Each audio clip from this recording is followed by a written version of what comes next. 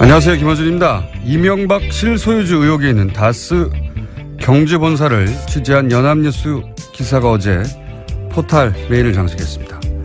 근무한 지 10년 넘었는데 이명박 전 대통령은 한 번도 본 적 없다는 보안팀 관계자 인터뷰, 그리고 정치권과 언론에 자주 오르내려 직원들이 동요하거나 사기가 떨어질까 봐 걱정하는 다스 측의 우려, 경제도 어려운데 열심히 일하는 기업을 너무 흔드는 게 바람직하지 않다는 인근 관계자의 안타까움이 기사의 내용이었습니다. 그런데 이런 기사라면 다스 실소유주는 이명박 전 대통령이 아니다 하는 취재가 먼저 전제되고, 그런 잘못된 주장으로 회사가 손해를 보고 있다, 이렇게 논리가 전개되어야 하는 거 아닌가요?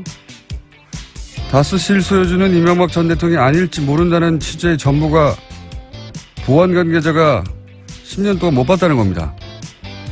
게다가 당사자도 아니고, 그렇다고 협력업체도 아니고, 진실의 파편이라도 알고 있는 사람도 아니고, 그냥 우연히 근처에 주소지를 두고 있는 인근업체의 누군가가 기업 흔드는 게 바람직하지 않다고 말하는 걸 보도하는 게 어떤 뉴스적 가치가 있는 건가요?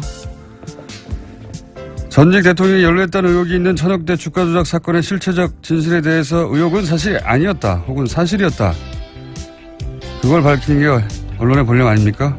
적어도 이 시점에는. 개인적으로 참 이상한 기사였습니다. 김어준 생각이었습니다.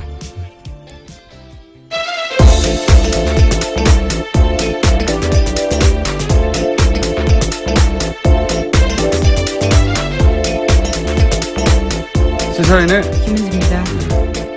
다스 누구 겁니까? 네, 어제도 국감장에서 다스 관련된 내용이 나왔습니다. 그렇군요. 예. 어떤 내용이었습니까? 예, 박영선 의원의 주장이었는데요. 수출입은행이 다스에 대한 대출을 12년 만에 10배 가까이 늘렸다라는 겁니다. 국정감사에서 공개한 자료인데요. 현재 다스가 수출입은행에서 대출한 금액은 모두 664억 원입니다. 2004년에 60억 원을 대출했었는데요. 12년 만에 10배로 늘어난 겁니다. 뭐 여기에 저 개인적으로는 뭐 여기에 특혜가 있다 없다 밝혀내기 굉장히 어려울 거라고 보는 게, 서로 맞물린 거긴 한데, 어쨌든 다스는 계속 매출이 늘어나고, 예, 신용 상태도 좋아졌어요. 거기 따라서 이렇게 이자도 떨궈주고 뭐 했다고 할 수 있거든요. 그 기준이 잘못됐다고 적용하기 쉽지 않을 것이다, 저는 그렇게 생각이 들고. 다만 이제 북미 또는 뭐 체코 해외 법인들은 당연히 연대 보증을 요구하거나 했었어야 되는데, 그냥 신생업체잖아요. 네, 그런 게 없었다는 거죠. 해외 업체들이 망하면 대출은 날아가는 거고, 일부러 망하게 할 수도 있지 않습니까? 대출을 날아가게 하기 위해서요. 네. 아니면 그런 사기도 있으니까요, 실제로. 네, 그렇기 때문에 연대 보증을 요구해야 되는 건데 이런 경우가 없었다라는 겁니다. 제가 보기에는 이 뉴스 혹은 이 국감에서의 질의의 핵심은 뭐냐면, 이명박 전 대통령 실소유 의혹 다스에 대해서 언론 그리고 정치권이 일반 시민들의 관심, 높아지는 관심을 더 이상 외면할 수 없게 됐다, 그런 지경에 도달했다, 이게 이제 포인트라고 봅니다. 이게 뭐 큰 비리가 밝혀졌다라기보다는 이제 이것저것 다 들여다보고 있는 거죠. 예, 언론도 네, 그렇죠. 그렇고. 그래서 저희가 이런 다스는 누굽니까? 이 댓글 운동을 벌여가는 가운데 아침마다 과거에 이제 국민 체조송이라는 게 있었어요. 네, 그렇죠. 띠리리리리 있지 않습니까? 예. 초등학교 때 많이 했었습니다. 그거 들으면 자동으로 팔다리 올라가는데, 예. 그래서 저희가 이 다스 관련해서도 국민 다스 체조송을 만들어서, 이 노래가 들리면 즉시 게시판 앞으로 달려가지고 다스 누구 겁니까? 이렇게 무조건 반사를 일으키기 위한 송을 만들었어요. 일단 들어보시죠.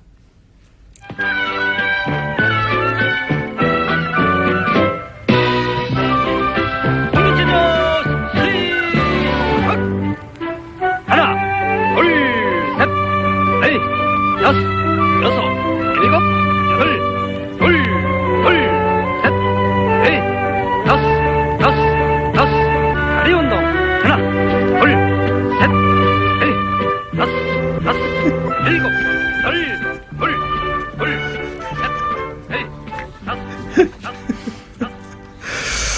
점점 이제 모든 숫자가 다스로 바뀌어요. 네. 첫 번째 잘 들어보시면 하나, 둘, 셋, 넷, 다섯이 아니고 다스 하고 점 나오고 네. 두 번째는 다스 두 번 나오고 예. 점점 다스가 많이 나옵니다. 누가 만든 겁니까? 아니 제가 생각해냈죠. 아. 제작은 저희 PD. 예, 제작을. 저희 책임 PD가 할 일이 없어요. 그래서 이런 거 만들고 있고요. 어제 갑자기 생각이 나가지고 이거 국민 체조성이 필요하다. 그래서 이제 전통의 국민 체조성에다가 다섯을 다스로 바꿔가지고 전 국민이 뒤로 쫙 있거든요. 1분 정도 돼요, 이 노래가. 뒤에 가면 그냥 계속 다스밖에 안 나오겠네요. 다스 합니다. 자, 다스 체조송 저희가 매일 틀어드리겠습니다. 다스가 또 이름을 바꾸는 게 아닌가 싶어 걱정이 되는데요. 자, 다음 뉴스는 뭡니까? 네, 2012년 12월에 발각되었던 국정원 댓글 사건이 있었는데요. 당시에 경찰이 중간 수사 결과 발표했었습니다. 그런데 그 시점이 묘연해서 굉장히 그 당시에도 의혹이 많았는데 대선 직전, 그러니까 박근혜 문재인 당시 후보의 마지막 토론회의 날이었습니다. 그래서 이에 대해서요, 검찰이 수사에 다시 들어간 건데요. 경찰이 2012년 12월 16일 밤 11시에 관련 자료를 배포했었습니다. 그런데 불과 10분 뒤에 국정원도 보도자료를 냈었는데요. 이와 같은 상황이 모의하지 않으면 불가능했다라고 검찰이 보고요. 관련된 수사에 들어간다라는 겁니다. 하여튼 복잡하게 지금 좀 사실관계를 전했는데 한마디로 말해서 대선 3일 전에 그리고 마지막 토론의 날 경찰이 발표를 합니다. 예, 댓글 사건 사실이 아니라고 사실상. 네, 대선 개입이라는 비판이 있었습니다. 아무것도 비방 댓글이 발견되지 않았다고. 예, 개뻥이죠. 네, 중간 수사 결과 발표라는 아주 이례적인 발표를 중간 수사 발표를 이런 게 한 적도 없고. 예, 그리고 국정원도 바로 이어서 보도자를 냅니다. 민주당을 특정해가지고 사실 무근으로 드러났기 때문에 왜냐하면 경찰 발표가 있고 민주당 국정원은 10분 있다가 또 발표를 해요. 민현사상 책임을 묻겠다고.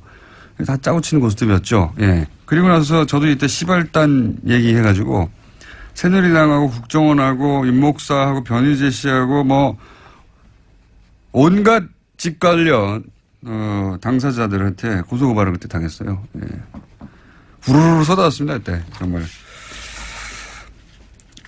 국정원이 특정 정당에게 정보기관을 국기문란 사건으로, 아니죠. 정보기관을 이렇게 악용했다라고 오히려 주장을 하고 있었죠. 공격한 것에 대해서, 국기문란 사건이라고 보고 민원상 책임을 지겠다고 묻겠다고 국정원 했었죠. 그 고소고발 했어요. 댓글 사건이 국기문란 사건인데 오히려 이것에 대해서 문제 제기한 게 국기문란이다라는 적반하장격 주장을 했던 거죠. 그리고 그렇죠. 예. 박근혜 후보가 또 토론회 안에서도 유사한 얘기를 했습니다. 책임지라고 사실이 아니면 당시 문재인 후보에게 사실이 아니면 책임지라고 해놓자마자 이렇게 우르르 나온 거예요. 예. 이거는 뭐 당시에 너무나 이상한 일이었고 의혹이 당연히 있었는데 이제 소위 요게 국정원이 직접 개입해서 이걸 만들어낸 게 아니냐. 예. 경찰의 결론도 여기까지 가고 있는 거죠? 네, 왜냐하면 이 상황에서 커넥션 역할을 했던 인물로서요. 박원동 전 국정원 국익정보 국장이 지목되고 있습니다.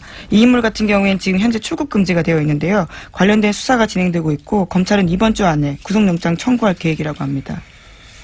알겠습니다. 어제 네이버 관련해서 저희가 뉴스 잠깐 전해드렸는데 스포츠 연예 부문 거기서는 따로 관리를 하다 보니까 그런 문제가 생겼고 그러니까 이제 어제 못 들으신 분들 위해서 잠깐 요약하면 프로축구연맹팀의 홍보팀장이 네이버에다가 프로축구연맹에 불리한 기사가 있는데 그게 노출되지 않도록 해달라고 청탁을 했고 그 기사가 실제 재배치됐고 그리고 네이버가 처음으로 그걸 인정했고 청탁이 네, 보도가 나간 지 4시간 만에 곧바로 인정했습니다. 네. 그러면서 이제 인정을 했는데 그 스포츠 연예 부분은 따로 관리를 하다 보니 그런 문제가 생긴 것이고 하지만 이런 사례를 다른 뉴스까지 확대해서 의혹을 제기하는 것에 대해서는 단호히 대처한다. 뭐 이런 과거에 많이 들었던 입장을 표명했는데 그런데 네이버의 어제 해명과는 다르게 스포츠 연예 부분이 아닌 정치 부분에서도 기사 재배치가 있었다는 사례를 오늘 죄송합니다. 미니로 인터뷰하려고 저희가 했는데 미니를 하려고 했는데 직접 네, 직접 제가 왜 웃는지 좀 더 설명드릴게요. 네, 직접 출연을 해서 지금 스튜디오 확 들어오셨네요. 좀 이따 설명드리기로 하고 잠깐 전화 연결해 보겠습니다. 이런 코너였거든요, 미니. 예. 당사자가 직접 들어오셨습니다.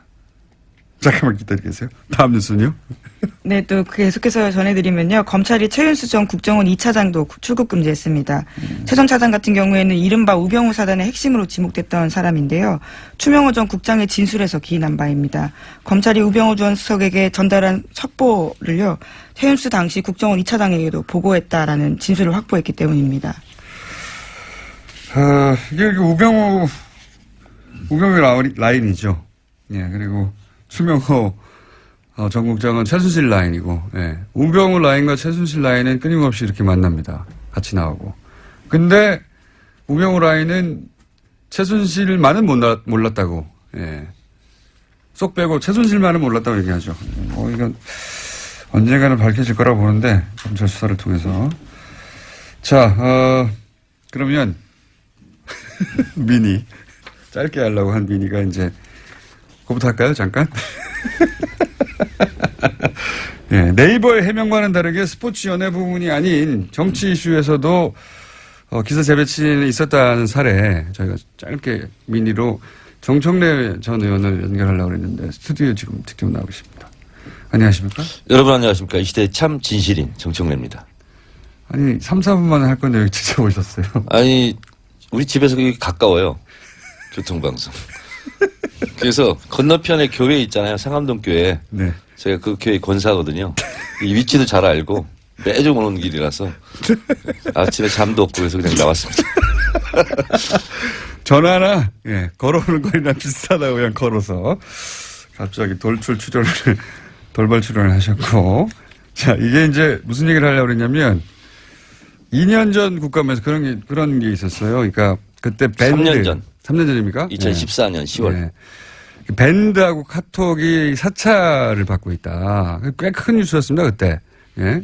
많이 떠들었고, 그때 이제, 다음 그 대표도 와가지고 사과도 하고 했죠. 네, 그렇습니다. 예. 실제 사찰이 이루어졌다고, 재발 방지 약속하고.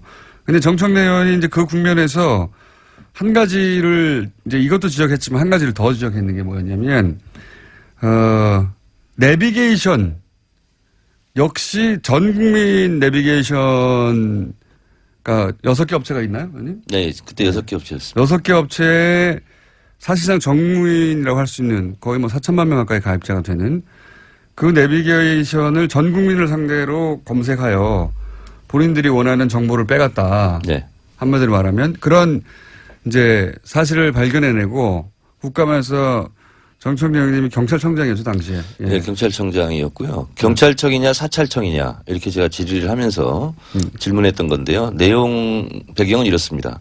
당시 유병헌 네. 그리고 아들 유대균 씨 네. 이를 이제 잡아야 된다. 온통 난리였었는데 유병헌 씨가 송치죄에 나타난 첩보가 있다. 그래서 송치골 같은 송치죄 이렇게 내비게이션에 키워드 검색 3개 하고 그 아들 유대균 씨가 서울 언남초등학교 주변에 나타났다. 이런 첩보가 있었나 봐요. 언남초등학교. 이 4개의 키워드를 내비게이션에 친 사람들 전 국민 상대로 모든 사람들을 사찰했어요. 그래서 이제 그걸 경찰청장에게 질의를 했고 경찰청장을 인정하고 그러니까 뭐 예를 들어서 당사자거나 당사자의 주변의 인물이거나 몇백 명 할 수 있는데 그게 아니라 전 국민을 다 했다는 거죠. 그래서 이제 그런 문제 제기를 했고 실제 그게 굉장히 당시에 이제 그 카톡이라든가 밴드 사찰과 맞물려서 전 국민을 상대로 거의 모든 영역에 사찰이 이루어진다. 이렇게 이제 크게 보도가 됐어요. 크게 사건의 파장이 굉장히 컸고요. 이슈가 됐어요. 근데 이 4가지 키워드는 전 국민 누구나 다 칠 수 있지 않습니까? 근데 문제는 이 4가지 키워드를 친 사람 모든 국민을 대상으로 2차 목적지, 3차 목적지. 그러니까요. 이것까지 다 사찰한 거예요. 게다가 이제 예를 들어서 카톡은 무슨 뭐 검찰이나 경찰에서 혐의가 있는 사람들한테 할 수 있죠. 근데 문제는 그 카톡 그 당사자뿐만 아니라 그 사람이 이제 카톡을 하면서 연결돼 있는 사람들 있잖아요. 그 카톡의 네. 사람과 꼭 카톡을 했던 네. 다른 제3자들까지 모두 다 사찰했죠. 그러니까 이제 그 사람과 대화를 한 사람의 카톡을 또다시 또 열어보고 그 사람과 대화한 사람을 또다시 열어보고 이렇게 이제 그 혐의에 국한해서 하지 않고 광범위하게 사실상 정무원을 상대로 한 사찰을 마찬가지로 했다. 문제 제기를 했어요. 잘했어요. 근데 정청래의원은 본인이 잘했기 때문에 기사가 200개가 넘게 났기 때문에 검색을 했을 거 아니겠습니까? 내가 얼마나 잘했는지. 아니 일단 실검이 안 올라와요. 아니, 내비게이션 사찰 보통 이게 실검이 올라오게 돼 있거든요. 기사가 200개 이상이 쏟아졌거든요.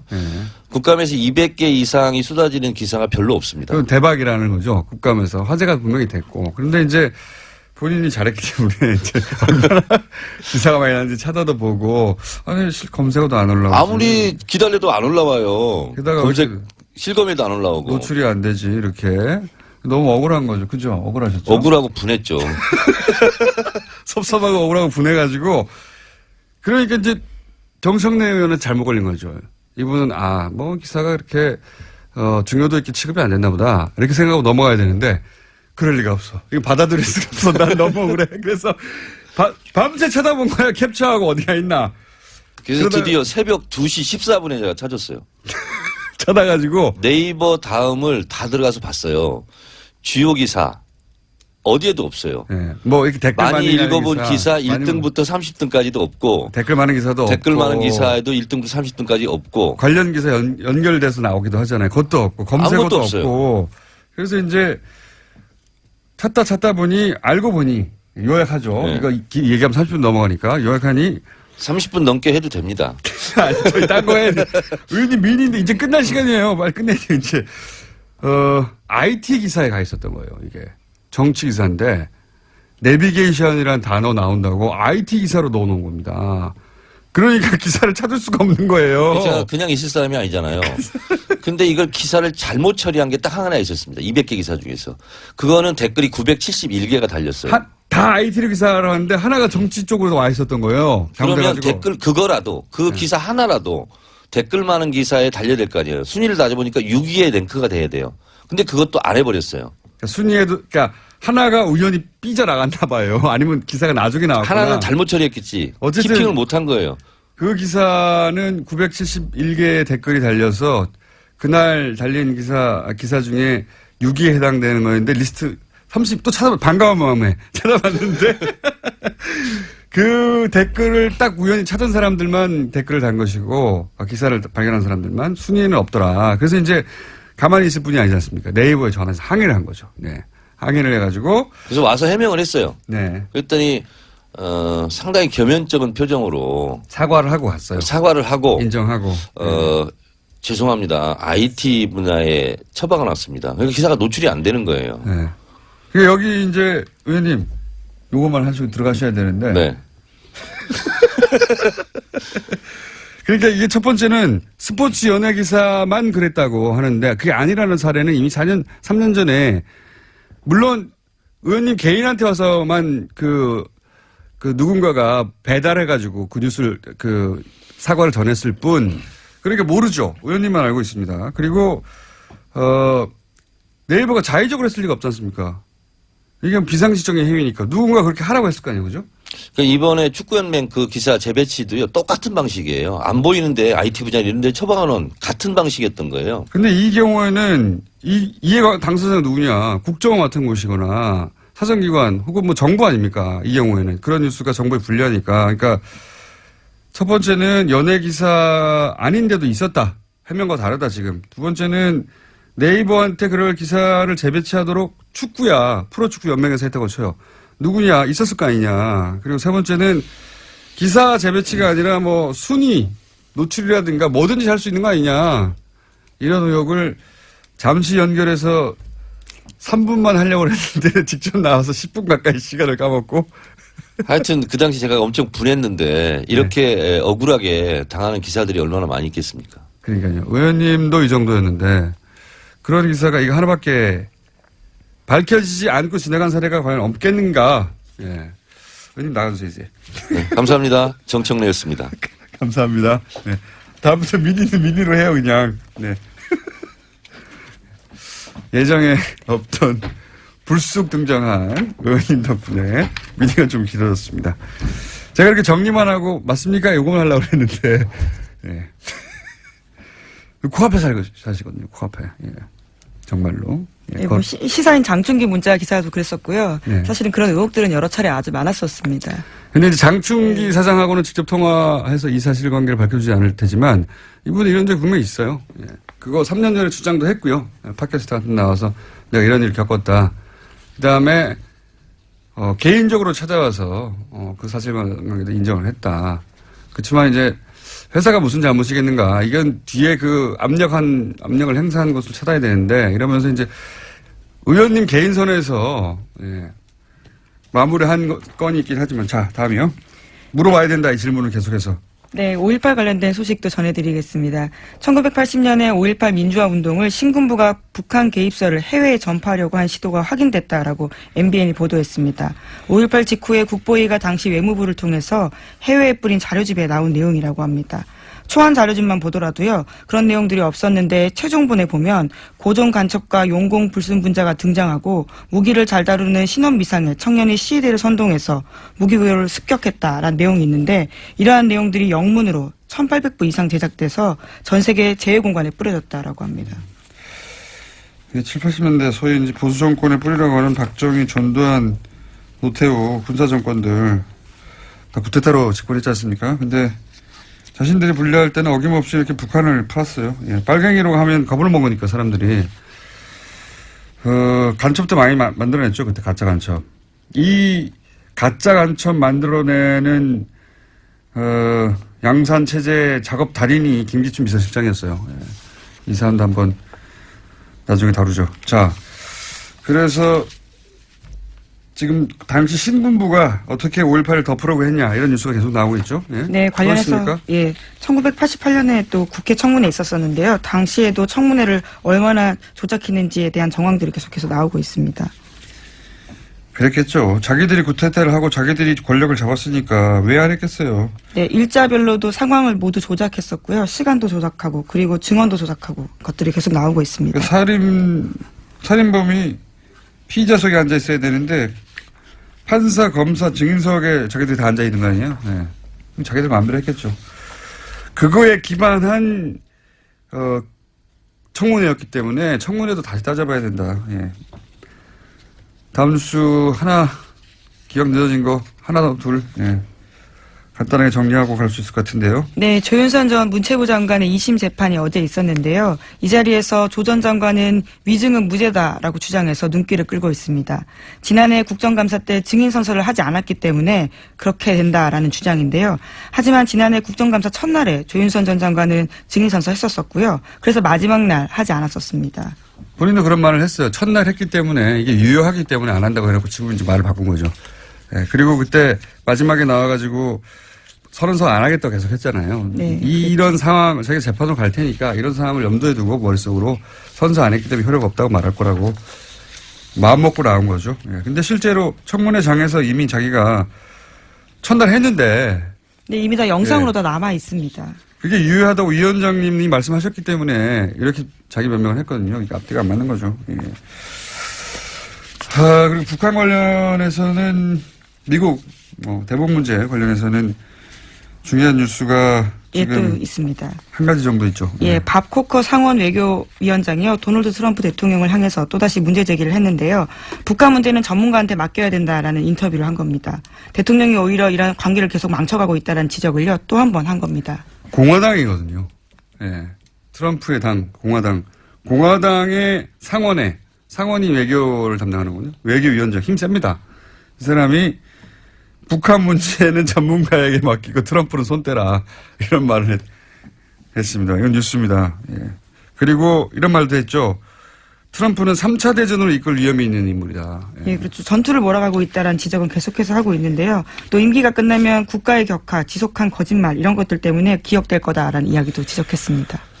사실 이 3차 대전을 이끌 위험이 있다는 말은 미국의 정신분석학자 사이에서 진작부터 나온 말이었어요. 이 트럼프 대통령은 대통령 수행할 능력이 없는 정도가 아니라 전쟁으로 이끌 위험이 있어서 우리 국민 모두가 위기에 처해 있는데 이거를 경고할 의무가 우리에게 있다. 뭐 이런 주장들이 미국에서 정신분석학 사이에 나왔죠.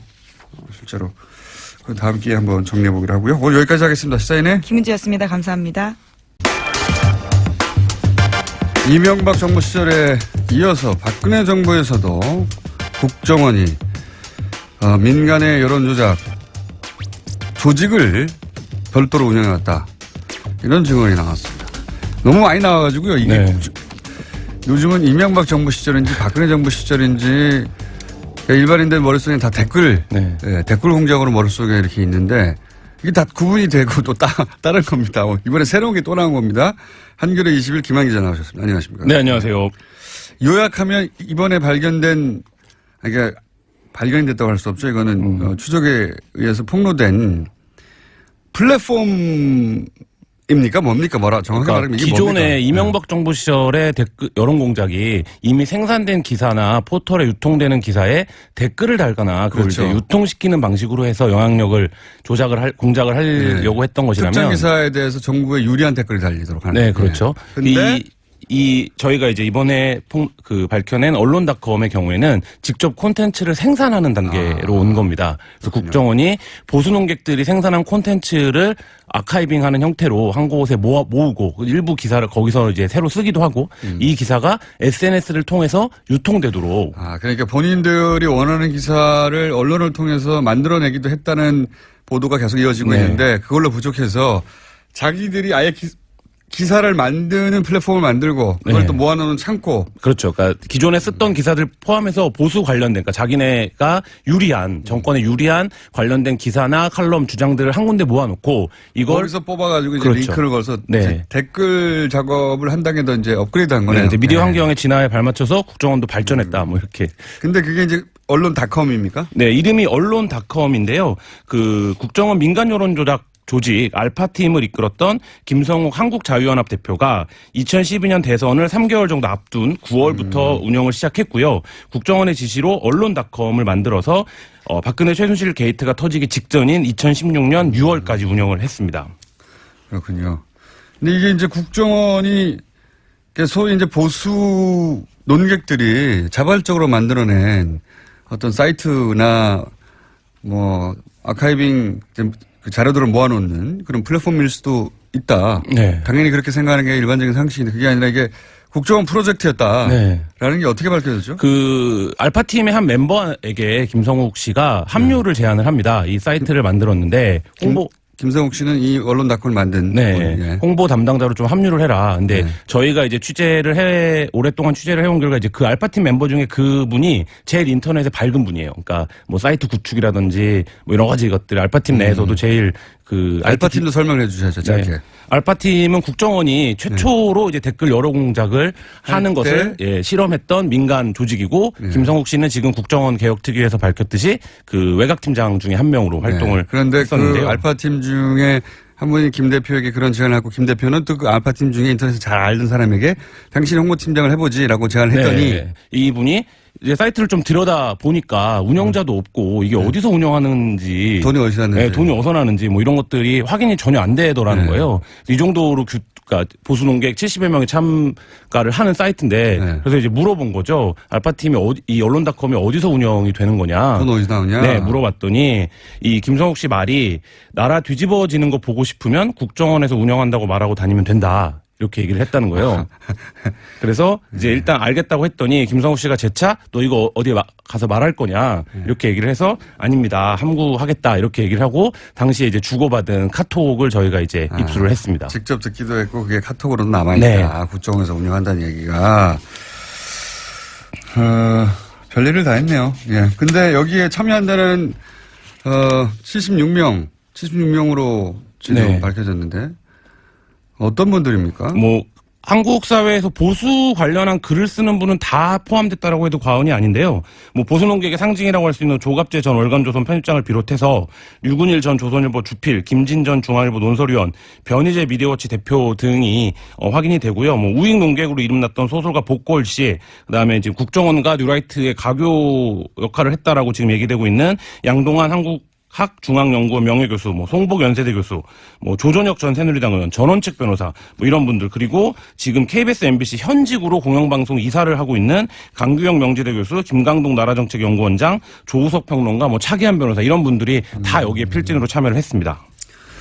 이분들이 다 국정원에서 하니 여기다 글을 쓰세요라고 제안을 받지는 않았겠네요. 네, 그렇죠. 그러니까 개입 여부 국정원이 어디까지 개입됐는지를 어느 선까지 알았는지들은 확인이 필요한데 운영자들이야 뭐 알았겠지만. 네. 저희 제보자는 이렇게 얘기를 하더라고요. 그러니까 직접적으로는 몰랐을 수 있는데 간접적으로는 모를 수가 없다. 왜냐하면 이 중간책들이 다 있었다는 겁니다. 그러니까 예를 들면 김성욱 씨가 담당하는 76명을 다 섭외한 게 아니라 어떤 경로를 통해서 여기에 합류했는지가 다 각기 다르다는 거예요. 그러니까 어떤 사람은 국정원으로부터 직접 제안을 받았을 수도 있고, 뭐 어떤 분은 그 중간에 누군가가 섭외해서 한 5명 정도를 섭외했을 수도 있고. 근데 공장장도 아시지만 글 쓰는 사람 76명을 한 사이트에 섭외한다는 게 거의 불가능하죠. 네, 불가능한 프로젝트인데. 이거는 각자 소속들도 있고, 자기 이름값도 있고, 자기 홈페이지가 있는 분들도 있고, 사실 이분들을 한 자리에 모으는 건 불가능합니다. 네, 그리고 이 사이트를 저희가 이제 3,100개 글 정도를 전수조사를 했는데 이분들이 모두 비슷한 사진을 다 여기다가 걸고 있어요. 그러니까 누군가 기획을 하고 작업을 했다는 건데 이런 것이 어떻게 가능하냐, 이 자존심 뺀 분들이 뭐 이런 것들은 좀 해서 간접적으로는 어느 정도 인지를 했을 거다, 이렇게 그 제보자는 얘기하고 있습니다. 제보자의 이제 추정이군요. 네. 그 추정이 저는 합리적이라고 보는 게 말씀하셨다시피 이건 미디어 영역에 있으면 다들 금방 이해할 텐데 이런 정도의 이름값이나 자기 이름을 걸고 활동하는 분들이 한 자리에 모여서 특정 매체를 위해서 일하지 않습니다, 절대. 그렇죠. 네. 거의 불가능한 일이죠.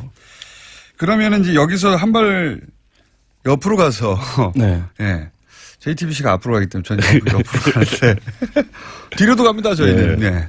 점프도 하고. 근데 앞으로 이걸로 해야 되겠네. 한 발 점프가 좋네. 예. 점프 좋죠. 한 발만 가면 뭐합니까? 예. 점프 혹은 비행 네. 해가지고 예. 한 발 비행해서 두 발 다 떼고 비행해가지고 이게 확인되면 좋겠어요. 어떤 사항이 떴잖아요. 예. 근데 이게 목적성을 가지고 만든 사이트고 목적성을 어느 정도 동의하고 모인 분들이면 그리고 국정원이 직접 개입했으면 국정원이 이슈가 발생했을 때는 자기들이 원하는 방향으로 여론을 끌고 가기 위해서 네. 댓글도 달고 하잖아요. 예. 특정 사건이 있을 때 이 사이트에서 특정 주장의 글들만 쫙 나왔느냐. 네. 이게 중요합니다. 네. 그래서 저희가 이 남아있는 글 3,100개에 대한 전수조사를 했는데요. 네. 이 글이 증폭하는 시기가 딱 3번 있습니다. 3번. 이 기간 중에 언제냐면 대선 직전. 그러니까 대선 직전에 당연하고. 예, 당연하고 그다음에 2013년 3월 북한이 3차 핵실험을 했는데요.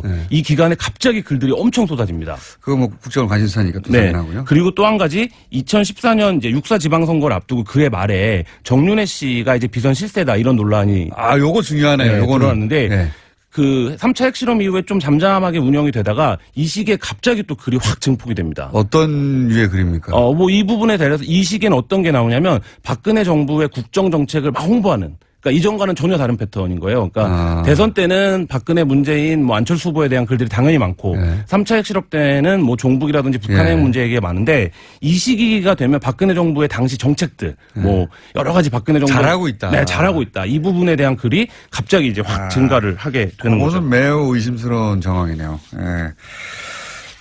지금 현재 김 대표는 인정하고 있습니까? 국정원으로부터? 김 대표는 국정원 외곽팀장으로 수사를 받은 이후에 아무런 연락도 받고 있지 않고 그래서 저희가 다각도로 그래서 이 사이트에 운영진에게 메시지도 보내보고 전화도 하고 뭐 했는데 일단 김성욱 대표와는 연락이 닿지 않고 이 사이트에 관계자들은 전혀 반응을 하지 않고 있습니다. 국정원은 뭐라고 합니까?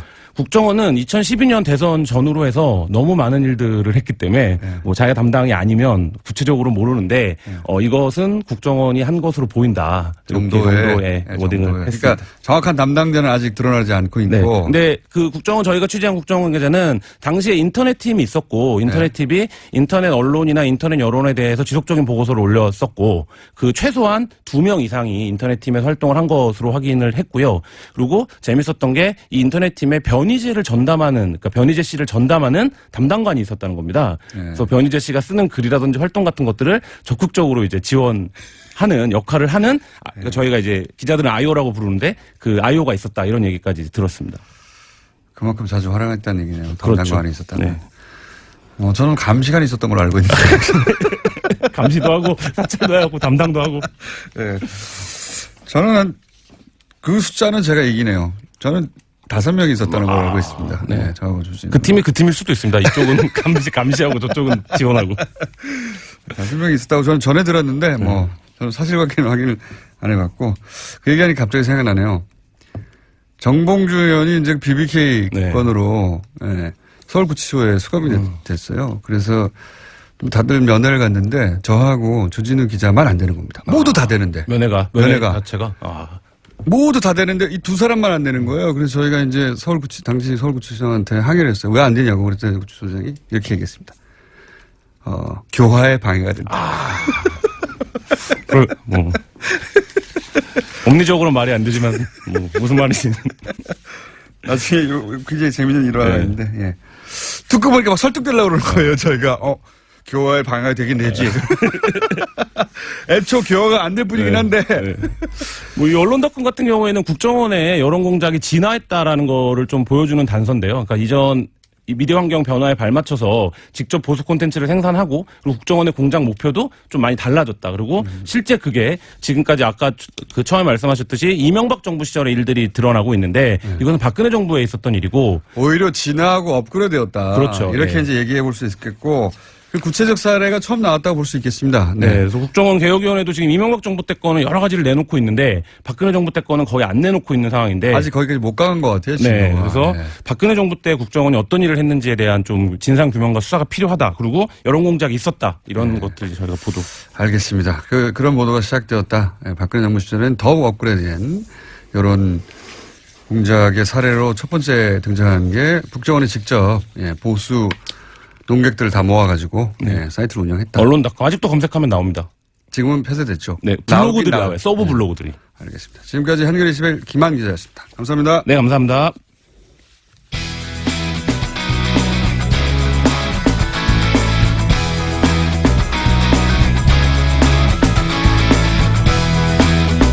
자, 오늘 2부가 바쁩니다. 정청래 의원이 직접 나오시는 바람에 순서들이 다 줄어가지고 자, 악마에서 언니로 바뀐 양재열 변호사님 나오셨습니다. 안녕하십니까. 안녕하세요. 성전환도 아니고 그게 뭐예요? 악마에서 언니로 갑자기. 아니 악마가 꼭 남성이라는 법이 있습니까? 아침부터 당했네. 오늘은 당하지 않으리라 그렇게 굳은 결심을 하고 졸고 언니 있었는데. 악마로 해요. 언니 악마.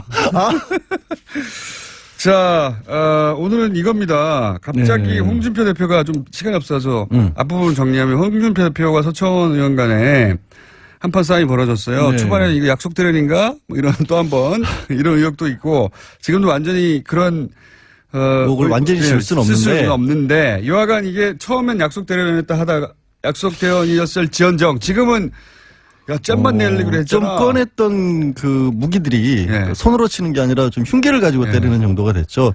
다른 게 아니라 홍준표 대표가 지금도 재판이 계속 중인데 상당히 많은 분들이 잊어먹기 쉬운데 그 성완종 리스트였죠. 2015년도에 고 경남기업 회장이 스스로 목숨을 끊으면서 남겼던 리스트에 한 사람이 이제 홍준표 대표고 1억 원을 줬다라는 내용이 있었고 여기까지 다 알아요. 다 알고 오케이. 그러면 왜 1심에서는 유죄가 됐는데 이게 이제 무죄가 2심에서 돼가지고 1심에서는 이렇게 대법원에 가 있자 했단 말이죠. 왜 지금, 일단 문제가 된 게 1심의 설명을 드리면 홍준표 대표가 그때 특별수사팀에서 그 몇 안 되는 기소 대상 중에 하나였던 이유가 증거들이 좀 나왔었는데 그중에 대표적인 게 송환종 회장으로부터 돈을 받아서 전달을 해줬다는 윤승모 씨 당시 경남기업 부사장이 돈의 전달자가 내가 있었던 줬다고 거예요. 그리고 사건이 터지자마자 바로 이틀 뒤인가 인터뷰를 해서 사실 그런 일이 있었다고까지 고백도 해버립니다. 그렇기 때문에 특별수사팀도 바로 수사에 착수했고요. 그때 경남기업에서 9,400만 원 실제로 인출돼 있었고 그다음에 윤승모 씨의 부인이 그때 국회에 데려다 줬다라는 얘기도 있었고 가장 심각한 거는 홍준표 대표의 측근들이 이 윤승모 씨에게 전화를 걸어서 다른 사람이 받은 걸로 해라라는 식으로 회유했다는 녹취록까지 나옵니다. 그러니까 굉장히 많은 간접 증거들이 있었고 결정적으로 그때 일에 대해서 윤승모 씨도 상당히 자세하게 기억을 하고 있어서 성완종 고 회장이 남긴 녹취록도 증거 능력이 있고 신빙성도 있고 윤승모 씨의 얘기도 맞는 것 같다라고 해서 1심은 1년 6개월 유죄를 선고를 했고요. 그런데 항소심에 갔는데 다른 건 다 똑같아요. 네. 다른 것도 똑같은데 이 윤승모 씨의 진술에 대해서 사실 1심 때부터 시도가 있었는데 계속 좀 기억이 완전하냐를 가지고 문제를 삼습니다. 4년 5년 전이기 때문에 윤승모 씨도 그 얘기를 해요. 나도 잘 모르겠다 어떤 거는. 이제 돈을 내가 어디 가서 전달했다는 건 알지. 예를 들어서 일시라든가 뭐 디테일에 좀 다른 부분이 있다. 그러니까 국회에서 법원에서 국회 현장 검증까지 가서 2011년도 그러니까 돈을 줬던 시점쯤에는 국회가 공사를 했다고 하는데 당신 그거 기억하고 있느냐. 기억 안 난다. 그것까지는. 그런 얘기들이 몇 개 나오니까 법원의 최종 항소심의 판결이 이렇게 나온 겁니다. 검찰에서 주장했던 부분에 대해서는 기억을 하고 있는데 나머지 부분에 대해서 기억을 잘 못하고 있는 걸로 봐서 이 사람을 잘 말을 믿을 수가 없다. 그러니까 이제 돈을 전달했다고 하는 당사자의 진술의 신빙성을 2심에서 문제 삼아서 무죄를 낸 겁니다. 그렇죠. 내용은 똑같아요. 뭔가 새로운 증거가 나왔다는 게 똑같아요. 새로운 증거가 나온 게 아니라. 이제 제가 이제 이렇게 자세히 말씀드린 거는 주변 간접 증거들은 많은데 가장 직접적인 증거라고 꼽히는 진술이 뒤바뀐 게 아니라 그거를 믿을 수 있냐 믿을 수 없냐만 판단이 달라진 그렇죠. 거예요. 뭐 그건 이제 사법부가 판단을 했고요. 그래서 대법원에 갔는데 대법원은 증거를 안 따지니까 법리만 따지니까 여기서 근데 법리만 따졌을 때 지금 새로운 정황이 이제 등장한 거 아닙니까? 그러니까 이게 뭐냐면 국민의당 구명주 의원도 등장했고 서청원 의원도 등장해가지고 뭐 있다. 먼저 나온 게 순서도 이겠어요. 이거는 먼저 서청원 의원이 내가 당시에 홍준표 대표가 나에게 윤승모 씨 입을 다물게 해달라고 부탁했던 증거가 있노라 라고 얘기를 하니까 홍준표 대표가 맞받아쳤죠. 아, 나 그거 4월 18일 날 전화한 거다. 이 4월 18일이 무슨 날이냐면 성완종 회장이 목숨을 끊은 게 4월 9일이에요. 그렇기 때문에 언론 인터뷰만 했었지 본격적인 수사나 재판이 있기 전이에요. 그러니까 언론 인터뷰에서 나는 재판 이루어지기 전에 왜 나갖고 그러냐고 항의한 거다. 뭐 신문사 하나 가가지고 왜 이상한 인터뷰하냐 이거를 항의를 했다라고 홍준표 대표는 반박을 했는데 거기까지가 1라운드고 갑자기 국감장에서 이용주 의원이 국민의당 이용주 의원이 내가 녹취록을 갖고 있노라. 그런데 거기에는 진술을 번복해달라고 항소심에서 진술을 번복해달라고 요청을 했다라는 내용이 들어있다는 겁니다. 돈을 전달한 사람들 전달한 분의 진술을 번복해달라는 본인에 대한 구명 로비를 했는데 거기에 대한 녹취 파일인지 녹취록인지 뭔지는 모르겠어요. 뭔지 모르겠는데 있다라고 이제 나는 갖고 있는데 왜 검찰은 안 갖고 있느냐라고 또 검찰을 뜬금없이 쪼는데 이게 어디서 왔을까요? 그거 어디서 왔는지도 그렇게 여기서는 그걸 따질 일이 아닌데 저는 이제 보다가 너무 황당하죠. 어디서 왔을까 궁금합니다. 서청원 의원이 녹취록을 가지고 있을 수는 있어요. 2014년, 2015년은 당연히 뭐 스마트폰 같은 거 다 쓸 때니까 녹취 쉽게 될 때 아니겠습니까? 근데 서청원 의원이 가지고 있을 수도 있지만 이용주 의원이 어떻게 그걸 무슨 인연이 있었어요? 서청원 의원하고 이용주 의원 사이의 관계가 아무 연결고리가 없어요. 어디 뭐 별도의 루트를 통해서 별도의 파일을 받았을 수도 있고요. 그렇죠. 이용주 의원이 근데 검찰 출신이라고 해서 그걸 가졌다? 그럼 검찰이 가지고 있어야 되겠죠. 그게 안 나오는 검찰에서 나왔나? 아니면 근데 그게 만약 검찰에 있었는데 그거를 법정에 제출하지 않았다면 그것도 문제고요. 근데 여하가 있다는 거예요, 지금. 있다고 가정을 하면 이게 뭐가 달라지냐면 진술을 근데 문제는 윤승모 씨가 번복을 안 했어요. 안 했죠. 끝까지 나는 줬노라 라고 내가 처벌을 받더라도 나는 준 걸 인정할 수밖에 없다고 근데 유지했어요. 이런 게 있는 거죠. 뭐냐면 홍준표 대표가 돈을 받은 게 사실이기 때문에 그 진술을 뒤집어 달라고 그게 안 뒤집으면 왜 내가 해야 될 얘기를 다 하세요? 아 그래요? 하세요. 아까 얘기했잖아요. 홍준표 대표의 측근들이 전화를 걸어서 다른 사람에게 줬다라고 진술을 해달라고 부탁한 내용이 있는데 거기에 홍준표 대표 본인마저 그렇게 부탁을 했다라면 이건 아무래도 뭔가 캥기는 게 있으니까 이런 게 아니냐라고 심증을 가져갈 가능성이 높아지는 거죠. 대법관들의 심증 이거 돈 받은 거 맞는 것 같은데 하는 그러니까 다시 한번 재판을 다시 한번 꼼꼼하게 따져봐라라고 항소심으로 되돌려보낼 가능성이 생기는 거죠. 수 있다는 겁니다.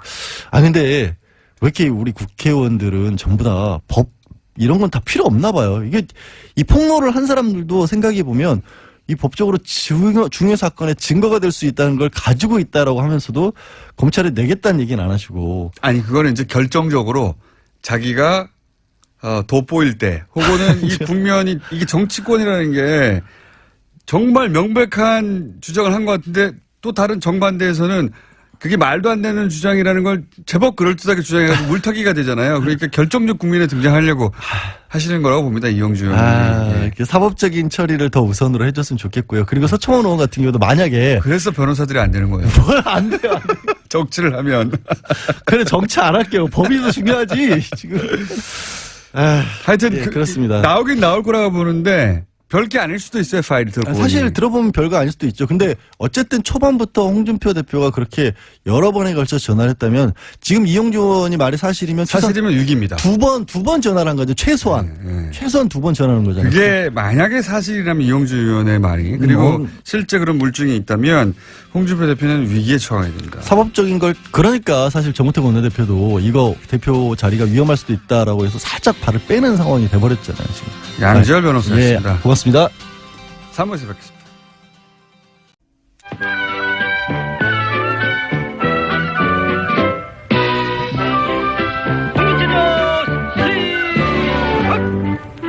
하나, 둘, 셋, 넷, 다섯, 여섯, 일곱, 여덟, 둘, 셋, 넷, 다섯. 다리 운동. 하나, 둘, 셋, 넷, 다섯, 일곱, 여덟, 둘, 셋, 넷, 다섯. 다리 운동. 하나. 김어준의 뉴스 공장.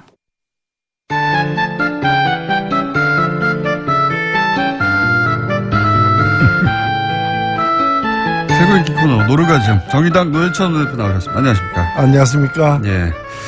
다스송 들으셨죠? 예. 아침마다 저희가 이 송을 틀고 국민체조 하듯이 어깨를 펴고 근육을 푼 다음에 이 노래가 이 음악이 독일에서도 유행이 될 것 같은데요. 왜냐면 독일어로 다스가 뭔가면은 디스거든요. 디스. 예. 바스 다스 하면 what is this 이래 되니까 다스가 누구 겁니까 하면 이게 누구 겁니까? 이제 독일어는 그렇게 되니까. 다스 누구 겁니까? 물어보셨죠? 국감장에서. 저 대검 때 검찰총장에게 물어보려고. 아직 아끼고 계시군요. 예, 아끼고 있습니다. 아끼고 계신데. 답변 준비하라고 제가 말씀드렸습니다. 예. 그 지난주에 저희가 후원금 다 찬 줄 알고 후원금을 안 내가지고 후원금이 텅텅 비었다. 혹시 방송 나와서 전화 좀 왔습니까? 전화는 많이 왔습니다. 네. 전화만 오고 돈을 안 내고. 아니요. 전화도 오고 뭐 전화 거신 분들은 다 이렇게 고맙게 또 보내주신 것 같고요. 시작이 반이다 이렇게 생각합니다. 예, 안 찼군요. 예. 아직 다 차지 않았다. 갈 길이 멉니다. 혹시 갈 길이 멀다고 하는 애절한 대표님의 말씀이었습니다. 예.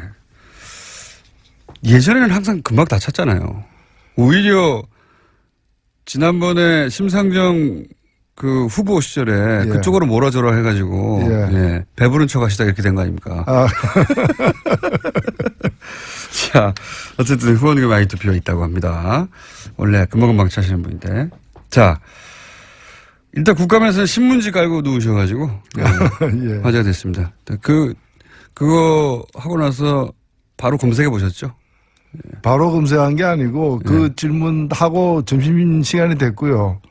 그 다음에 제가 이제 오후에 누가 이제 그 옆에 정천 의원이 지금 실검 1위다라고 이제 저보고 알려줘가지고 열어보라 그래서 제가 그때 이제 열어봤는데 시차가 좀 있었습니다.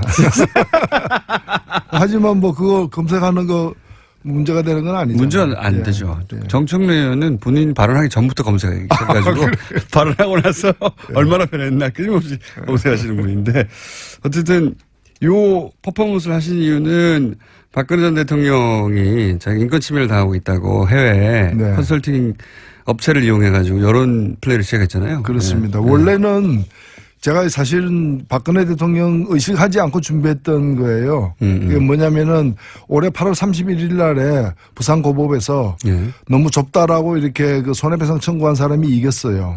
그래가지고 300만 원, 150만 원 이렇게 그 지불하라 돼가지고 이렇게 줄 소송이 이어지면 한 700억 이상 정부가 물어내야 되기 때문에 대책 마련이 필요하다는 취지에서 이제 미리 준비했던 거군요. 따져야 되겠다 이런 뭐 신문지까지는 준비 안 했지만 이 내용을 이제 거론하려고 했었는데 마침 이런 사람들은 10배 이상의 면적을 쓰고 있는 그리고 밑에는 또 온돌까지 깔려 있는 전기 온돌까지 이제 그런 시설에 있는 사람이 인권 침해라고 얘기하니까 그 귀하가 할 얘기가 아니다. 귀하가 할 얘기가 아니다. 오히려 이 관밀 수송의 원인을 제공한 사람이 박근혜 대통령이에요. 박근혜 대통령 때 가석방 요건을 강화해가지고 그래서 석방을 갖다가 적게 한 거예요. 그 전보다도. 그래서 더 많아져가지고 지금 1.6, 1.7배 그 정원의 이상을 지금 쓰고 있거든요. 네, 그래서 뭐 여러 명 있는 방에서는 신문지 한 장 정도 공간밖에 안 나온다, 한 사람당. 거기서 이제 한 사람에게 그 1인용 매트를 지급하거든요. 3단 이렇게 펼치면 두터운 요가 되는 두께 한 5cm 이상의 그 매트를 지급하는데 그 매트에 2명이 잡니다. 아, 2명이 자요? 1인용 매트에 2명이 잡니다. 그러니까 1인용 매트가 석장 깔린 방에 6명 집어넣는 거예요. 그게 지금 현실이다. 예, 근데. 그게 원인 제공자가 박근혜 전 대통령이다. 그렇죠. 예. 박근혜 대통령은 혼자서 1인용 매트 5개 깔고 자는 거예요, 지금. 그것도 허리 아프다 그래가지고 2장씩 겹쳐가지고 지금 있습니다. 그리고 전기로 온도를 해줍니까? 예. 사실 그 교도소 안에서 저도 있어봤지만은 교도소 안에서는 겨울에. 바닥이 춥잖아요. 예. 그 머리맡에 물 담가두면은 그 이제 물 한 그릇 놔두면 그게 아침 보면 얼어 있거든요. 그래서 뜨거운 물을 갖다가 플라스틱통에 넣어가지고 그 수건으로 감아가지고 그걸 껴안고. 추우니까. 껴안고 이제 그 난방을 유지하는데 바닥에다가 온도를 깔아놨죠. 그 다음에 심지어는 오늘 여기 처음 제가 공개를 하는데 전용 접견실이 있어요. 아, 따로 전용 접견실을 만들어줬어요? 예, 변호사 접견실을 갖다가 변호사 접견실이 부족해가지고 변호사 접견을 위해서 대기하는 시간도 길어지고 있는 상황에서 박근혜 대통령만 쓰는 전용 접견실. 언제나 와서 쓸 수 있어요. 대기 없이. 사실상 뭐 그 종일 거기 왔다가 그 하루 2번 면회한다는 얘기는 거기 가 있다는 얘기죠. 시간 제한이 없거든요. 변호사는 저도 가봤지만 그리고 거기는 이제 좁지 않고 따로 이제 왜냐하면 피의자의 권리를 보장하기 위해서 변호사가 와서 여러 가지 물어볼 수도 있고 그때 피의자 접견을 해야 되니까 시간 제약도 없고 상대적으로 편한데 근데 기다려야 돼요. 많은 사람들이 신청을 하니까. 근데 그런 대기 시간을 없애버리고 그리고 그렇게 기다리다 못할 수도 있거든요. 그런 경우가 없어라고 아예 따로 만들어줬다. 그래 전용. 다른 사람이 쓰지 않고 딱 혼자만 쓰는 전용 변호사 접견실도 갖고 있어요. 그럼 거기 와서 있죠 하루 종일 그냥. 그렇죠. 참네. 아니 뭐 군대 보냈는데 부대 앞에다가 방 하나 얻어놓고 그래서 하루에 한 2번씩 나와가지고 이제 왔다 갔다 하는 그런 거죠. 외출. 뭐 그런 상황인데 거기서 지금 제 생각에는 그 업체가 이 기본적인 사항을 거의 모른 채 친박 쪽에서 준 자료만 들고. 그쪽 변호사로부터 받은 자료만 가지고 했다고 그럽니다. 드러나면 드러날수록 오히려 불리해지고 실패할 거라고 보긴 합니다만. 어쨌든 거기에 대해서 신문지 퍼포먼스를 하고 본인이 얼마나 언론에 많이 나왔는지 검색하신 분입니다. 이건 어떻습니까? 국감 얘기 나와서 연결해서 얘기하자면 태블릿 PC 또 들고 나왔어요. 김진태 의원이. 근데 거기 들고 나올 걸 예상이라도 하셨는지 또 후드로 펴가지고. 사실 이 태블릿 PC 때문에 사태가 여기까지 온 겁니다. 맞습니다. 결정적인 변곡점이죠. 1년이 됐네요. 10월 24일이었으니까 1년이 됐는데 그런데 이 태블릿 PC에는 실제 증거가 그렇게 많이 있지는 않아요. 결정적인 몇 개가 있는데 그게 나오니까 관계된 사람들이 입을 열지 않을 수 없게 되었고 최순실, 정호성 다 입을 열었어요. 특히 그래서 박근혜 전 대통령이 인정을 해버렸죠. 그때. 그렇죠. 그래서 정치적 자살이라고 제가 표현했었는데. 그렇습니다. 더 많은 증거가 나오게 된 거니까 이제 와서는 이 증거 아니더라도 나머지 증거만 가지고 얼마든지 입증이 가능한데 지금도 여전히 일부 사람들은 태블릿 PC만 없다면은 모든 걸 무효화시킬 수 있다. 그러니까요. 그런 생각을 하기도 하고. 주민등록증 없애면 사람이 없어진다 이렇게 생각하는 거예요. 주민등록증은 그 사람에 대한 여러 증거 중에 하나일 뿐이고 물론 결정적인 증거지만 근데 그거 없어진다. 호적지면 사람 없어집니까? 그러니까요. 그런 게 아니라는 거죠. 그래서 여기에 이제 매달리는 게다가 그 지우는 노력도 매번 실패해요. 지금 태블릿 PC가 조작됐다고 제기했던 여러 가지 정황들이 다 말도 안 되는 거 있지 않습니까? 그렇죠. 방문 기록을 가지고 그걸 문서를 작성한 기록이다고 예. 이렇게 한다거나 이제 그런 거죠. 그다음에 폴더가 만들어진 시점을 가지고 파일이 만드는 시점이라고 주장한다든가. 그러니까 그 안에 사진 폴더에는 최순실 사진 몇 장밖에 없어요. 예. 근데 그거 말고 이제 여러 가지 인터넷 사이트 열어보면은 이미지가 자동으로 남잖아요. 그렇죠. 이렇게. 캐시라고 하는. 그 캐시 파일로 남는데 그걸 갖다 사진으로 혼동해가지고 예. 사진이 1,000몇백 장 있는데 그 중에 최순실 거는 몇 장밖에 안 된다. 예. 그게 그러니까 가짜다. 이게 말이 안 되는 거죠. 컴맹 중에서도 심각한 수준의 컴맹인데 컴맹이면 가만히 있어야죠. 본인이 네. 주장하는 것이 얼마나 바보 같은 건지를 모르는 상태에 모를 정도의 컴맹이다. 혹은 알면서도 친박 진영을 이제 결속시키려고 했거나 둘 중에 하나겠죠. 너 자신을 알라 이렇게. 자기가 뭘 모르는지를 아는 것은 굉장히 어려운 일이에요. 예, 그걸 알면 반은 해결된 거예요. 자기가 뭘 모르는지도 모르고 있는 상황인 거죠. 일부러 그런 게 아니라면 정말 그 상황이 딱 맞는 거죠. 이것도 모른 채 이런 주장을 하나? 또 국감에서 굉장히 세게 주장했거든요. 그래서 제가 얘기를 했습니다.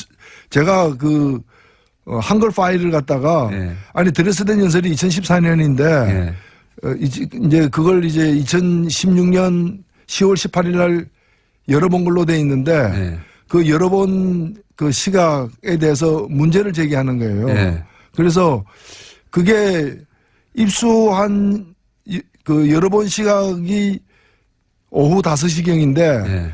그게는 마지막 열어본 시각으로 오전 8시로 나와 있어가지고 9시간 시차가 있었다. 시차가 있다. 그래서 제가 그걸 미리 알아봤어요. 전문가에게 네. 물어보니까 한컴뷰어의 그 내부 기록은 네. 그 영국 표준시, 그리니지 표준시로 표준시에다가 되기 때문에 9시간 차이가 날 수밖에 없다. 이제 그 얘기를 해줬거든요. 네. 해줬는데도 아니라고 이제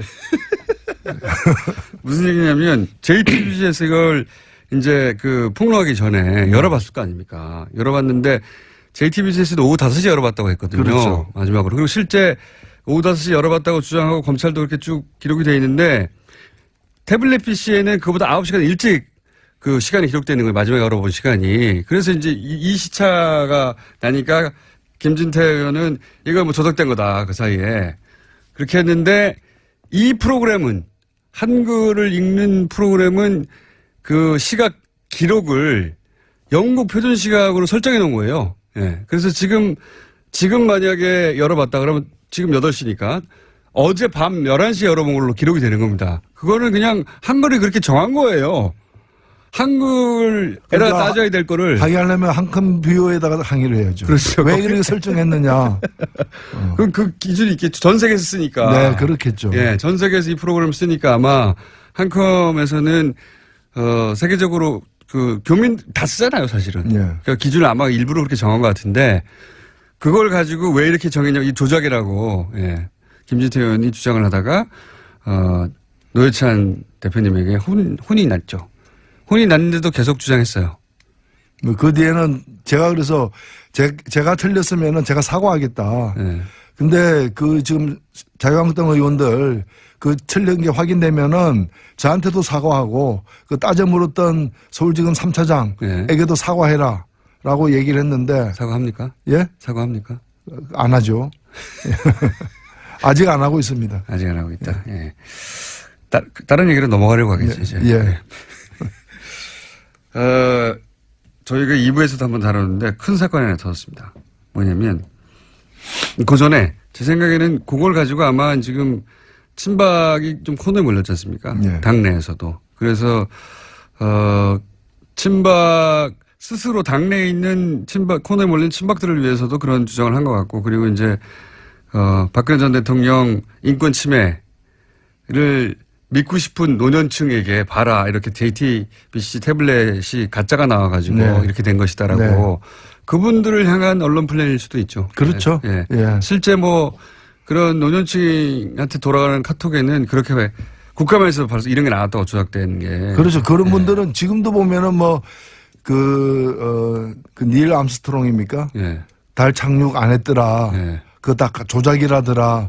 믿고 싶어하는 사람들이 있잖아요. 네, 그것처럼 예. 예. 본인이 믿고 싶은 거를 믿으려고 할 때 그 근거가 되라고 예. 자신들의 지지 기반이니까 서비스를 계속 하는 게 아닌가. 네. 아니면 컴맹 바보거나 둘 중에 하나인 상황인데. 근데 이렇게 친박들이 노력하는 사이에 그중에 홍준표 대표가 그 서청원 의원으로 대표되는 친박 세력을 척결한다고 서청원 대표 나가라 뭐 이런 상황이 벌어지지 않습니까? 예. 가만히 있을 분들이 아니잖아요. 그래서 서청원 의원 쪽에서 반박을 하기를 무슨 소리냐. 당신이 큰일 났다 홍준표 대표. 당신이 지금 재판에 대법원에 계류 중인 사건 결정적인 당신이 이제 나한테 일종의 로비를 한 거, 뭐 증거 있어. 이렇게 촉발된 사건이 벌어졌어요? 이거 어떻게 될 거라고 보십니까? 예, 이미 뭐 언론에 그 후에 또 보도도 됐습니다만은 여의도에서는 그 전에 얘기가 많이 돌았어요. 국회 주변에서는 9월 초로 저는 들었는데 예. 9월 초에 지금 문제의 두 분이 예. 만나가지고 홍준표 서청원. 예, 그래서 그쪽에서 홍 대표 쪽에다가 그런 녹취록 사실까지 존재하고 있다. 나를 예. 치려고 하면 나도 치겠다. 가만히 안 있겠다. 이제 뭐 그러면서 굉장히 이제 격하게 예. 충돌했다는 얘기가 있었고 그 후에 이미 그때 여의도에서 한번 돌았어요, 그때? 예, 그 후에 그리고 이제 그 후에 국민의당의 모 인사에게 예. 그쪽에서 녹취록을 줬다. 라고 하는 얘기가 이미 예, 진작부터. 이미 이거 이번에 드러나기 전에 저는 전에 들었어요. 여의도 내에서는. 이분들이 보면은 하여튼 저는 그래서 처음에 들었을 때는 야, 그 전화를 어떻게 서로 간에 전화를 할 수 있는 사이잖아요. 네. 근데 내용도 듣기 전에 녹음할 준비를 한 거잖아요. 모든 그러니까 대화를 녹음하는 거 아닐까요, 혹시? 기록 문화가 굉장히 발달된 분들인 것 같아요. 이게 막 몰래 녹음해서 기록하고 또 몰래 엿들어가지고 기록하고 그렇잖아요. 언제 써먹을지 모른다고. 그렇죠. 네. 이게 또 몰래 댓글로 이렇게 기록하고 남의 그게 들어가가지고 뭐 기록 문화가 굉장히 융성한 그런 지대에 있는 분들이다. 네, 바람직한 분들이네요. 예. 우리가 기록 문화가 약한데 이분들은 거기에 문제의식이 있는 것 같아요. 그래서 반드시 기록해야 한다, 우리가. 그 녹취가, 친박 사이드에서 나와서 국민의당으로 흘러갔을지도 모른다고 지금 추정하는 게 아니라. 그런 소문이 있었는데. 이미 진작에 소문이 있었다. 그렇죠.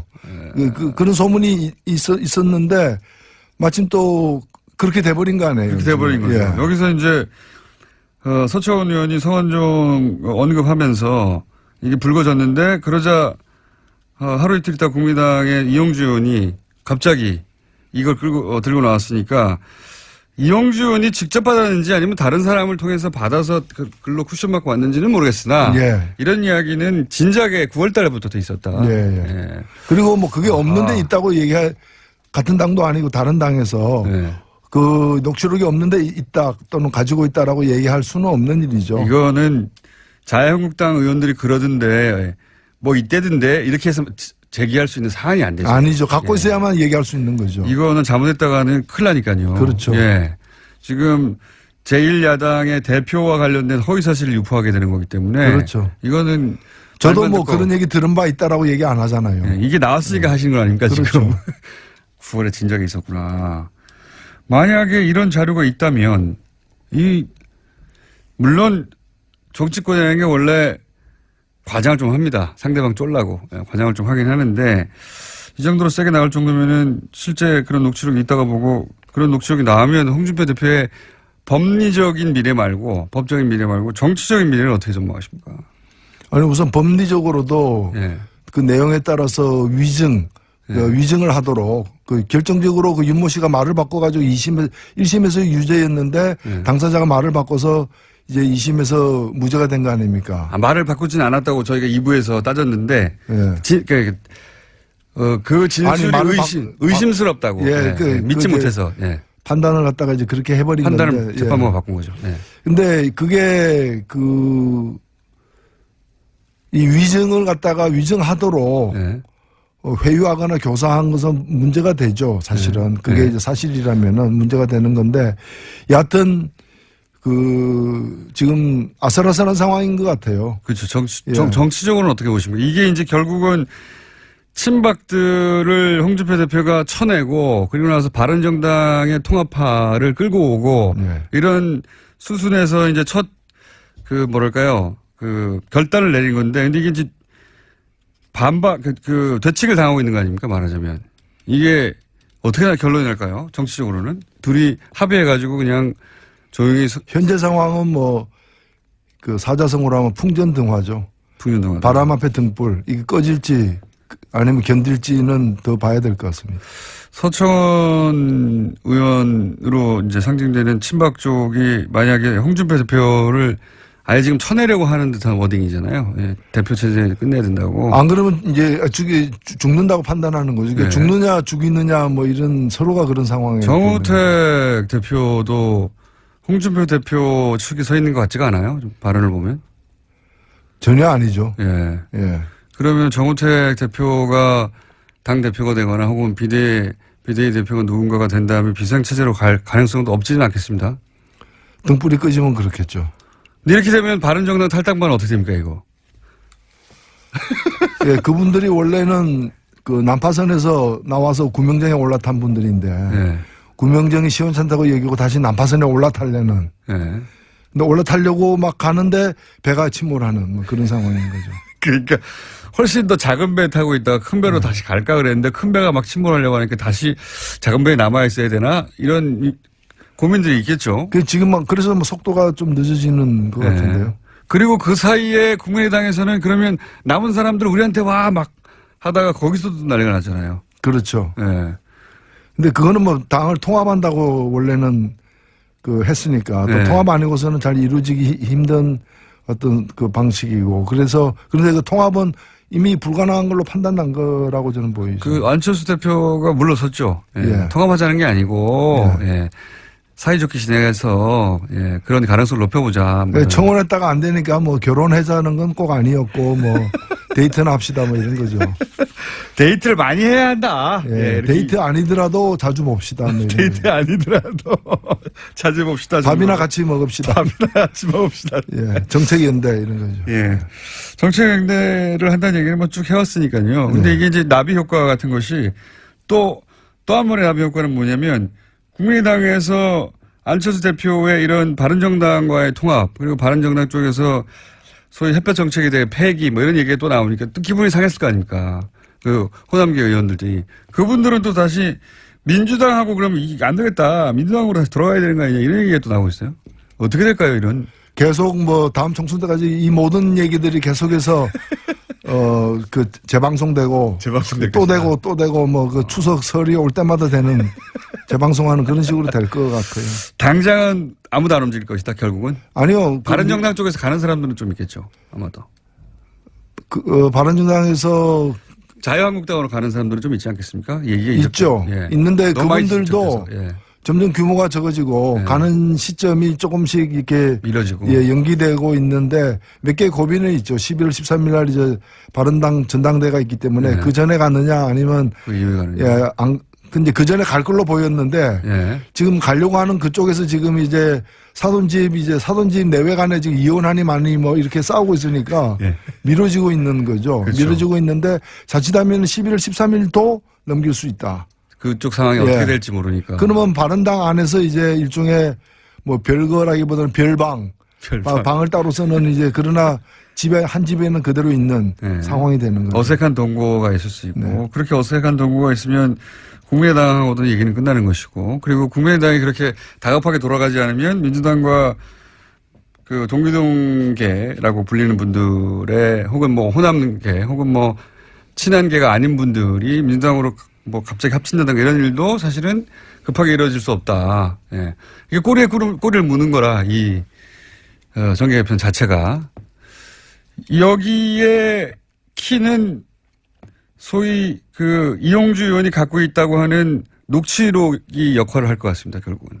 근데 뭐 그것만으로 모든 게 다 휘저어지는 건 아닐 거라고 보고요. 기본적으로는 박근혜 대통령 탄핵 이후에 사실 자유한국당도 탄핵 당한 셈이거든요. 정치적으로 그렇죠. 예, 정치적으로는 그런데 아직도 이제 의석도 꽤 많고 이러다 보니까 유지가 되고 있는데 꼭 이제 뭐 부자망해도 3년 간다고 바로 이렇게 당이 해체되는 것이 아니라 점진적 해체 과정으로 돌입했다고 봐야 되는 거 아니냐. 돌입했다. 바른 뭐 안철수 대표나 유승민 대표도 그렇게 보기 때문에 결국에는 그 자유한국당이 다시 재건해가지고 혹은 복원되어가지고 거기서 자신들의 어떤 고유의 대선 후보를 내고 뭐 다음 대선에 한 축이 되는 상황이 안 온다고 보는 거예요. 지금은 아직 안 무너진 거대한 건물처럼 보이지만은 결국엔 다 무너질 걸로 보기 때문에 이제 저 부분을 갖다가 누가 차지하느냐, 누가 다시 다른 기둥을 세우고 재규합하느냐의 문제가 그걸 통한 쟁탈전이 지금도 시작되고 있다. 이렇게 봐야 될 것 같습니다. 알겠습니다. 정의당은 어떻게 됩니까? 예, 정의당은 뭐 가는 길을 가야죠. 항상 그 자리에 있으면서 새를 불려가는 스스로. 정의당은 새를 불려갈 뿐만이 아니라 이런 이제 저는 정계 개편이 되어 가고 있다고 보여집니다. 그런 속에서 유일한 어떤 진보의 축으로서 역할을 갖다가 더 좀 강한 역할을 할 수 있도록 노력을 많이 해야죠. 참 갑자기 생각나서 이제 네. 마치려고 하다가 요건 코멘트를 한마디 들어보고 싶은 부분이 뭐냐면 민주노총 지도부가 어제 네. 청와대 초대를 거절했지 않습니까? 네. 산멸노조 개별 초대에 대해서도 뭐 거절하고 요 대목은 어떻게 바라봐야 됩니까? 거기 뭐 사실은 뭐 가서 예를 들어서 그 자리에서 결정적으로 뭐 구체적으로 업무적으로 실무적인 대화가 안 나오더라도 가야 되는 거 아니냐 하는 쪽과 이제 일반 여론입니다. 민주노총 쪽에서는 아니다. 이건 요식행위에 불과한데 우리가 들릴 수 없다. 결론적으로 말하면 뭐 이런 입장이 상충되고 있는데 어떻게 보세요? 예, 저는 어제 국감 중에 그 소식을 접하고 납득이 안 돼가지고 제가 좀 그 자세한 내막을 실제 상황이 어땠는지를 좀 알아봐 달라고 부탁까지 지금 해놓은 상황이고요.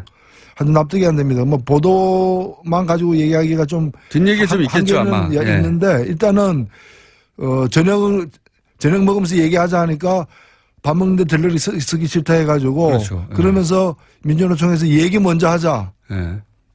라고 제안해서 일부를 얘기하는 걸로 하고 뒤에 2부를 밥 먹는 거예요. 해서 일부는 참석하는 걸 합의가 됐다 그래요. 처음에는. 예. 근데 이제 밥 먹을 때는 좀 인원수를 늘려가지고 참석하자 하니까. 산별노조도 오자. 그래가지고. 예. 우리는 16개인데 16개 다 가야 되겠다 하고 그거는 그렇게 되면 40-50명 되니까. 대화가 안 되니까. 5개 산별만 오라 뭐 이러면서 잘 안 된 것 같아요. 근데 책임이 어디에 있든 그 이유로 안 됐다는 게 저는 참 납득이 안 가고요. 그러니까 중요한 거는 밥 먹는 게 아니라 대화하는 건데 그러면 대화해야 되는 거 아니냐. 저도 밥 먹는 문제의 의전이나 격식 때문에 더 중요한 대화까지도 파토가 난다면 파토, 전문용어 나왔습니다. 전문용어로 썼나요, 제가? 네, 순식간에 전문용어가 후루룩 지나가는데. 문제가 있지 않느냐. 예, 저도 민주노총 입장을 들어봐야 되겠습니다만, 겁을 일이 아닌 것 같은데요. 뭔가 뭐, 뒷이야기가 오가다가 자존심이 상했거나 아니면 뭐, 생각했던 기준과 다른 점이 있었겠죠. 네.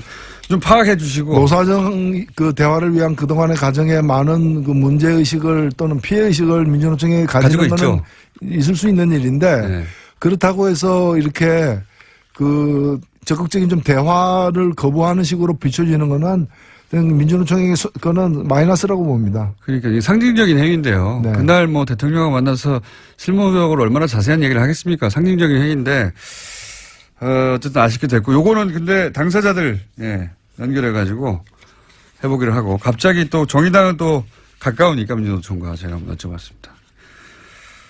노회찬 원내대표님 후원금이 아직도 다 차지 않았다고 하는 애절한 눈빛을 제가 대신 전해드리며 여기까지 하겠습니다. 감사합니다. 네, 고맙습니다. 과학 파토 원정호 씨 나오셨습니다. 안녕하세요. 과학. 과학을 얘기하는 시간입니다. 어디까지나. 지난주에는 이제 노벨상을 이그노벨상. 이그 노벨상을 패러디한 이그 노벨상 수상자들 쭉 소개해 주셨고 재밌었어요. 좀 말이 많더라고요. 재밌었다고. 말이 많더라고요라고 자기 자랑을 빵빵 말을- 터졌다고 뭐. 예. 자, 오늘은 뭡니까 주제가? 오늘은 좀 진지한 과학 얘기하려고요. 지난주 빵 터져 성공시켰으니까 그렇습니다. 오늘은 당분간은. 진짜가, 네. 일단 부담을 덜고 이그 노벨상 말고 노벨상이라는 게 있잖아요. 진짜 노벨상. 예.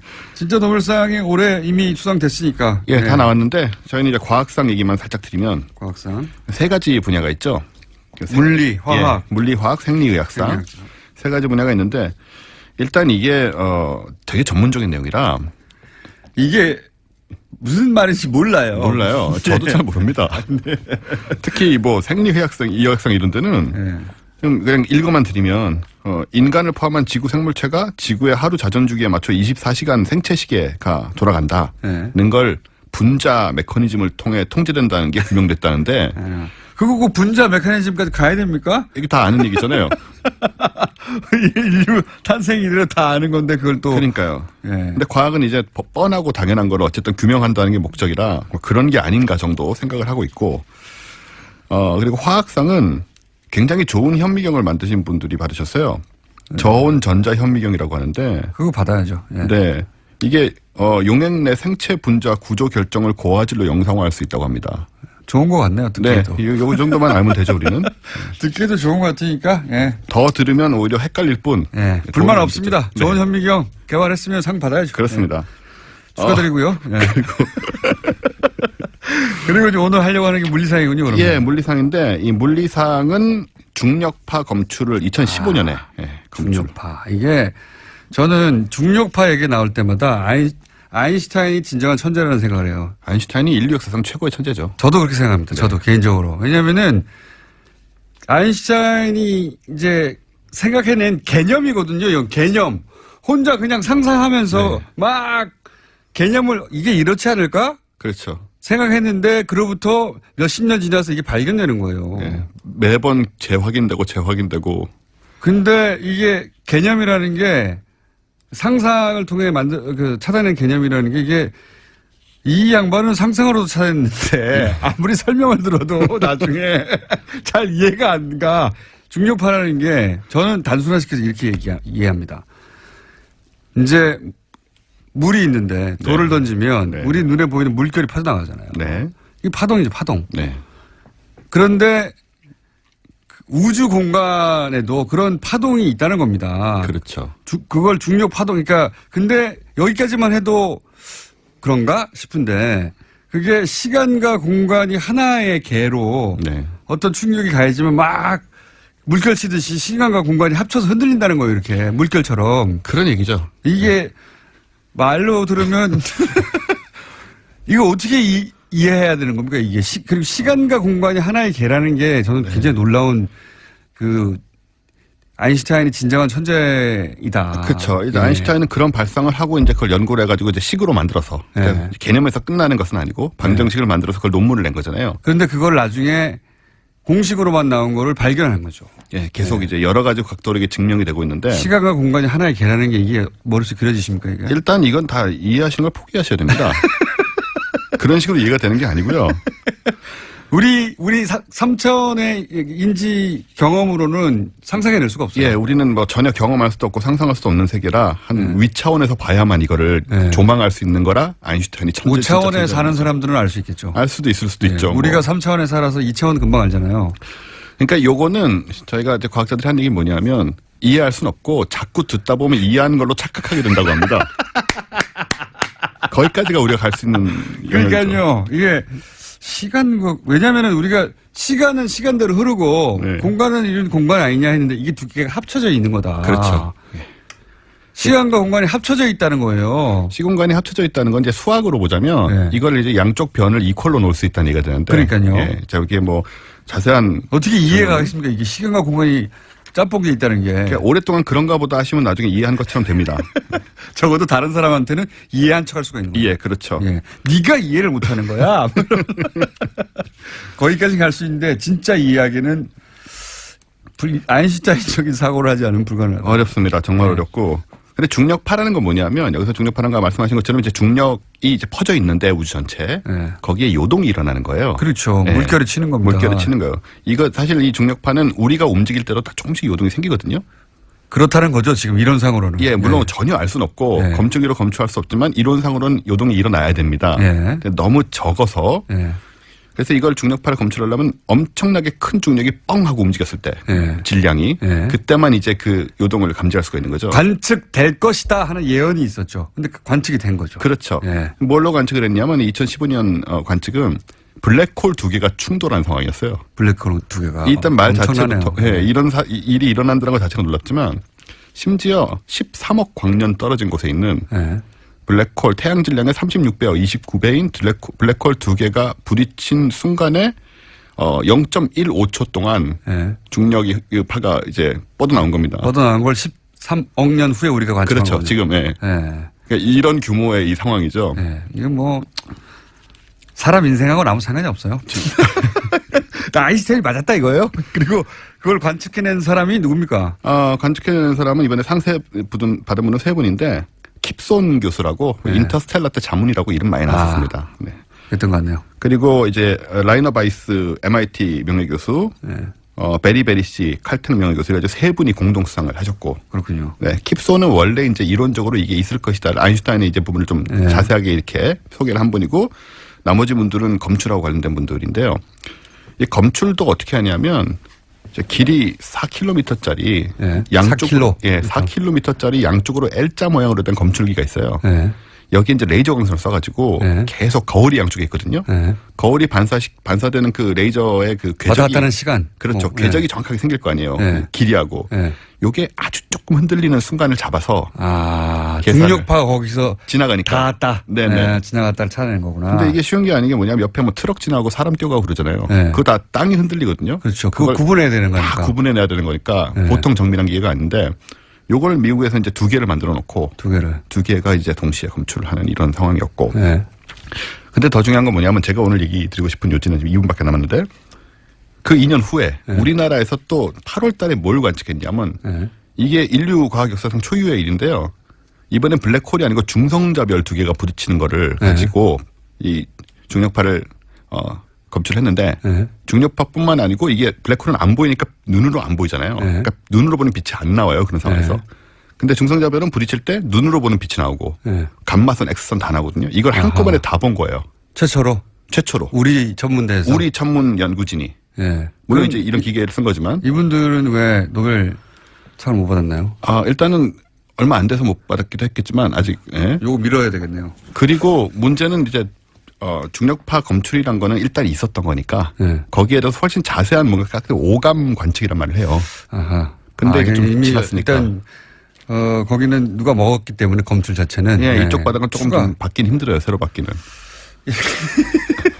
아니 근데 저는 이런 뉴스를 볼 때마다 이거 다 돈 안 되는 겁니다. 근데 우리나라의 이 과학과 관련된 투자들은 항상 이걸 상업화를 했냐 못했냐 가지고 그렇죠. 따지는 게 많아요. 많죠. 이번에 우리 독자적으로 달 착륙하겠다고 로켓 개발하는 거 네네. 있거든요. 아시는 분은 아실 텐데 거기 대해서 최근에 MBC가 이거 상업화 실패하고 있다.